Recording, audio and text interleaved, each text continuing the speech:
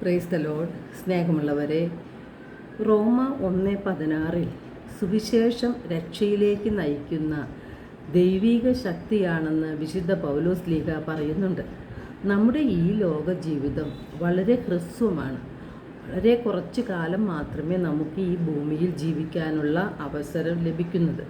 അതിനാൽ നമ്മുടെ കണ്ണിൻ്റെ കാഴ്ച മങ്ങുന്നതിന് മുൻപായിട്ട് തന്നെ നാം ദൈവത്തിൻ്റെ വചനങ്ങൾ, അതായത് സുവിശേഷം വായിച്ച് മനസ്സിലാക്കേണ്ടിയിരിക്കുന്നു.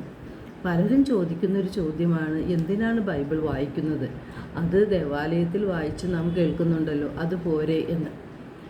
ദൈവത്തെ അറിയുവാനും ദൈവത്തിൻ്റെ സ്നേഹം അനുഭവിക്കുവാനും നമ്മുടെ ജീവിതത്തെ ക്രമപ്പെടുത്തുവാനും തെറ്റുകളിൽ വീഴാതെ, പ്രലോഭനങ്ങളിൽ വീഴാതെ മുന്നോട്ട് പോകാനും ദൈവത്തിൻ്റെ വചനങ്ങൾ നമ്മെ സഹായിക്കും.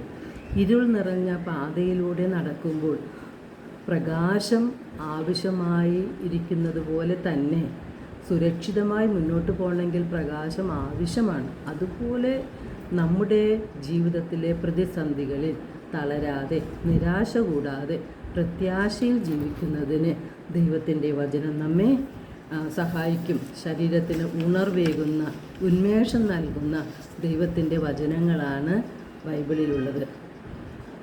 സങ്കീർത്തനം 119:130 അങ്ങയുടെ വചനത്തിൻ്റെ ചുരുളഴിയുമ്പോൾ പ്രകാശം പരക്കുന്നു, എളിയവർക്ക് അത് അറിവ് നൽകുന്നു. അപ്പോൾ ബൈബിൾ നമുക്ക് അറിവ് നൽകുന്നുണ്ട്.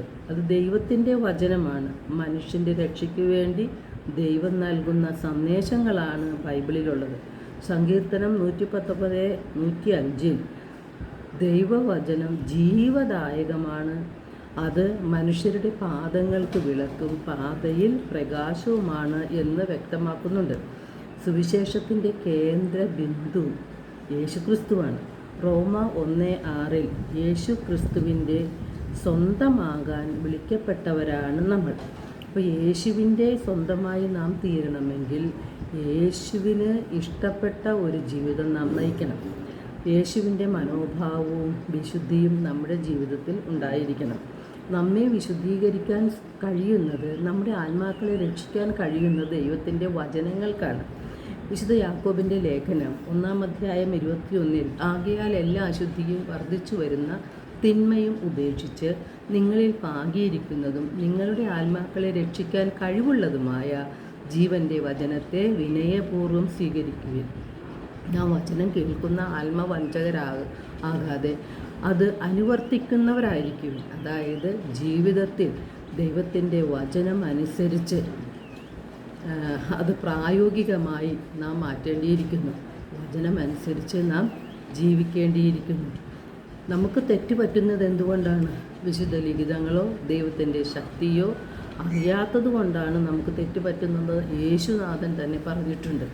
അപ്പോൾ വചനം വായിക്കുവാനും വചനമനുസരിച്ച് ജീവിക്കുവാനും ദൈവഹിതം അന്വേഷിക്കുവാനും ദൈവം നമ്മെ ഓരോരുത്തരെയും അനുഗ്രഹിക്കട്ടെ.